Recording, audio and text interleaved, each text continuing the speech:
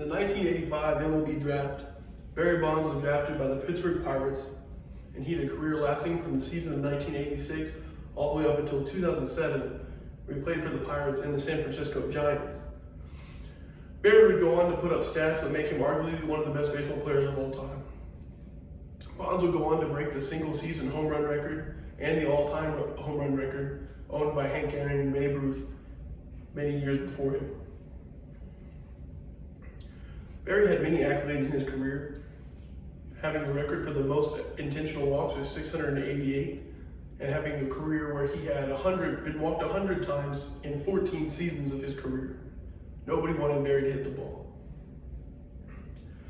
If all this was all the information you knew, Barry Bonds would be a shoo-in for the MLB Hall of Fame. But there's lots of undercover dirt on his career. In 2006, a book called The Game of Shadows was released that stated that Barry Bonds was a PED user or performance-enhancing drugs like steroids, saying that he started using in the season of 1999. Barry had been playing for 13 years prior to the allegations that in 1999 he started using, being a premier player in the league, being one of the best outfielders in the league. In 1986, his rookie year, he had 10 assists from left field.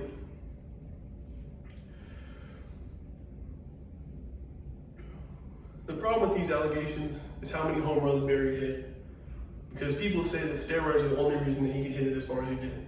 But no one wants to talk about his batting average. From 2000 to 2004, Barry averaged over 300 with a career average of .298, and then in 2002 where he had .37 with 46 home runs. Barry had a long legal battle which continued to tarnish his career as an athlete and as a man. They claimed that he was on PEDs and that was the only reason for his success. But this would be a long legal battle that would take a toll on his career and on his legacy. In a legal case, Barry's former childhood best friend and business partner, Steve Haskins, claimed that he was on PEDs, as well as a former mistress came forward to say that she knew that he was on performance-enhancing drugs. Steve Haskins went so far to have his younger sister claim in the courtroom that she watched Barry and his trainer inject steroids. The funny thing about all these allegations is that while Barry Bonds was playing baseball, he never once failed a drug test for PEDs or steroids. There's a lot of gray area when it comes to should Barry Bonds be in the Hall of Fame, or is his career what it should be because of these allegations. And it's hard to deny someone's entry on the fact that the allegations were deemed false by drug tests, considering that he had never failed one. Barry Bonds was claimed to be a user from 1999, even though drug tests in the MLB were not mandatory until 2003, meaning he'd been playing since 1986 under no restrictions. They're claiming that because he used PEDs, that his career was invalid and that his records were also invalid.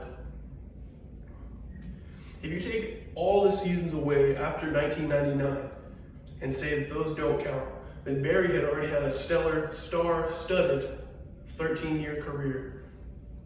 He became one of the best players in the league by 1999. Many accolades come with his name even before the PEDs. If you take away all these seasons and say just to base him off the first 13, I think that Barry Bonds should still be in the Hall of Fame based on the caliber player he was before anybody tried to rub dirt on his name and before anybody tried to take away any of his accomplishments. Barry Bonds has 2 years left to enter the Hall of Fame.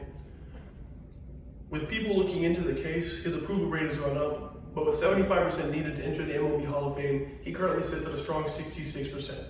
With the MLB's rule getting cut down from 15 years to 10, he only had 2 years left based on his run to get into the League Hall of Fame. I think that Barry Bonds should be let into the Hall of Fame based on the fact that he never failed a drug test on PEDs, and there is no concrete evidence that he ever took PEDs. The only claims they have are past 1999. Therefore, count his first 13 seasons and let that take him into the Hall of Fame, as he was already a Hall of Fame caliber player by the first 13 years of his career.